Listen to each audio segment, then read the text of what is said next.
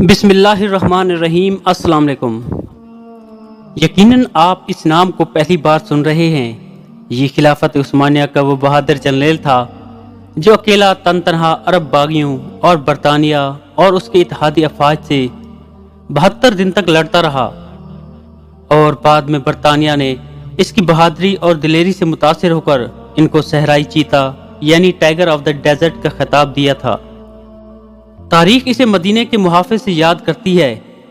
وہ خلافت عثمانیہ کا ایک بہادر جنرل تھا، لیکن جس چیز نے اس کی شخصیت کو اجاگر کیا تھا وہ اس کا حضور صلی اللہ علیہ وآلہ وسلم سے تعلق اور عشق۔ پہلی جنگ عظیم کے دوران برطانیہ تقریباً ہر جگہ سلطنت عثمانیہ کے ہاتھوں شکست پہ شکست کھاتا جا رہا تھا، تو اس نے ایک چال سوچی۔ اس نے شریف مکہ حسین بن علی جو کہ حجاز کا گورنر تھا اپنے ساتھ اس لالچ پہ ملا لیا کہ جنگ کے اختتام پر اسے مسلمانوں کا خلیفہ بنایا جائے گا۔ شریف مکہ نے خلافت عثمانیہ کے خلاف بغاوت کر دی اور مکہ اور جدہ پر قبضہ کر لیا۔ اس کے بعد وہ مدینہ کی طرف بڑھا۔ اس کے ساتھ انگریز اور فرانسیسی فوجیں بھی تھی، اور لارنس آف عربیہ نامی بدنام زمانہ جاسوس بھی تھا۔ انہوں نے 1916 کو مدینے کا محاصرہ کر لیا۔ یہ محاصرہ 1919 تک جاری رہا، کیونکہ ان کو یہاں کے عثمانی مجاہدوں کی طرف سے سخت مزاحمت کا سامنا کرنا پڑ رہا تھا۔ اس وقت مدینہ شہر کا دفاع ایک عثمانی سپہ سالار فخری پاشا یعنی عمر فخر الدین پاشا کے زیر نگرانی تھا۔ یہ شخص انتہائی دلیر اور صاحب ایمان تھا۔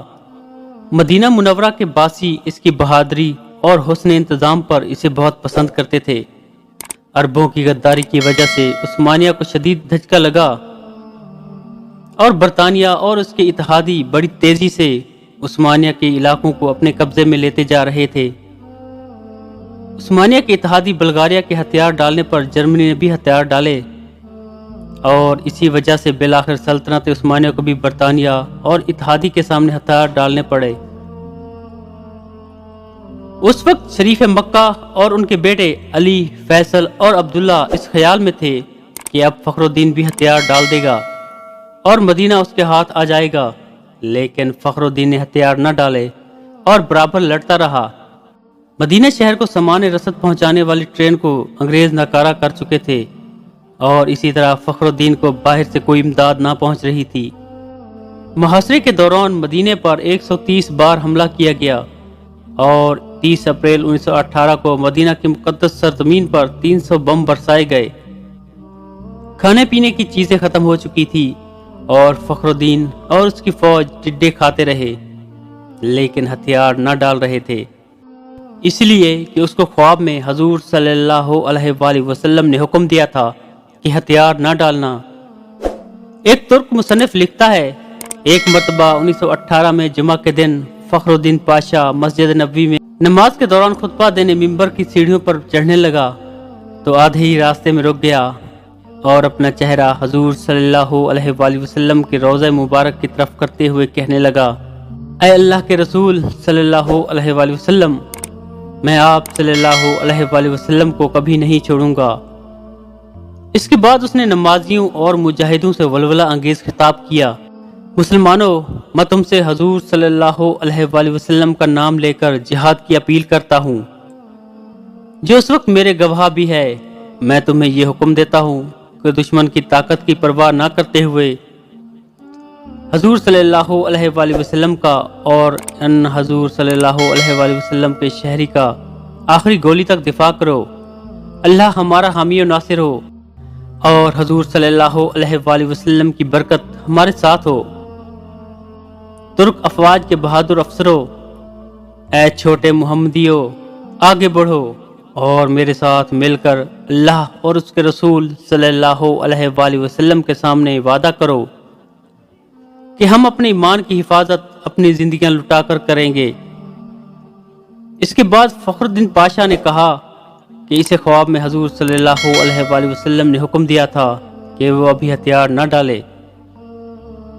اگست 1918 میں جب شریف مکہ کی طرف سے پیغام آیا کہ ہتھیار ڈال دو، تو اس نے ان الفاظ میں جواب دیا، فخری پاشا کی طرف سے جو عثمانی افواج کا سپہ سالار اور سب سے مقدس شہر مدینے کا محافظ اور حضور صلی اللہ علیہ وآلہ وسلم کا ادنا غلام ہے، اس اللہ کے نام سے جو ہر جگہ موجود ہے، کیا میں اس کے سامنے ہتھیار ڈالوں جس نے اسلام کی طاقت کو توڑا، مسلمانوں کے درمیان خون ریزی کی اور امیر المومنین کی خلافت پر خطرے کا سوالیہ نشان ڈالا اور خود کو انگریزوں کے ماتحت کیا؟ جمعرات کی رات میں نے خواب میں دیکھا کہ میں تھکا ہوا پیدل چل رہا تھا، اس خیال میں کہ کس طرح مدینے کا دفاع کیا جائے۔ اچانک میں نے ایک جگہ پر خود کو نامعلوم افراد کے درمیان پایا جو کہ کام کر رہے تھے۔ پھر ان میں سے ایک بزرگ شخص کو دیکھا، وہ حضور صلی اللہ علیہ وآلہ وسلم تھے، ان پر اللہ کی رحمت ہو۔ انہوں نے اپنا بایاں ہاتھ میری پیٹھ پر رکھا اور مجھ سے تحفظ کا احساس دلانے والے انداز میں کہا، میرے ساتھ چلو۔ میں ان کے ساتھ 3-4 قدموں تک چلا اور پھر بیدار ہو گیا۔ میں فوراً مسجد نبوی گیا اور ان کے روضے کے قریب اپنے رب کے حضور سجدے میں گر پڑا اور اللہ کا شکر ادا کیا۔ اب میں حضور صلی اللہ علیہ وآلہ وسلم کی پناہ میں ہوں جو میرے سپہ سالار اعلیٰ ہیں۔ میں مدینہ کی عمارتوں، سڑکوں اور اس کی حدود کی دفاع میں دل و جان سے مصروف ہوں۔ اب مجھے ان بیکار پیشکشوں سے تنگ نہ کرو۔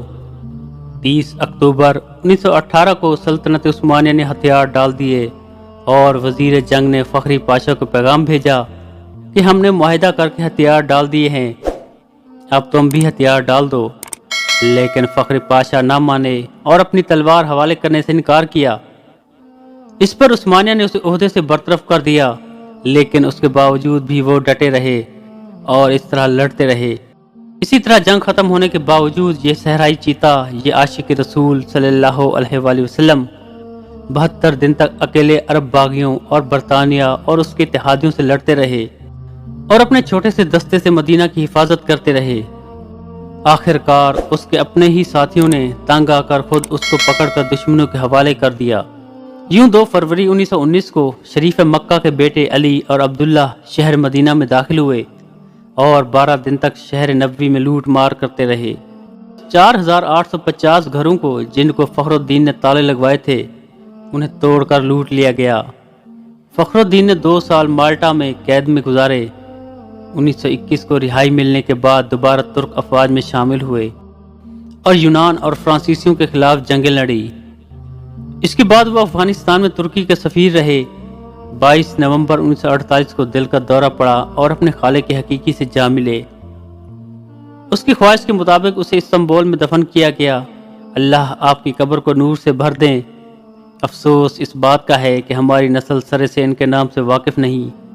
ایک سوچی سمجھی سازش کے تحت ہمیں سوشل میڈیا اور فضول ڈراموں میں مشغول کیا گیا تاکہ ہم اپنے آباء و اجداد کے ان ایمان افروز کارناموں سے بالکل بے خبر رہیں اور ہماری اندر وہی عقابی روح پیدا نہ ہو۔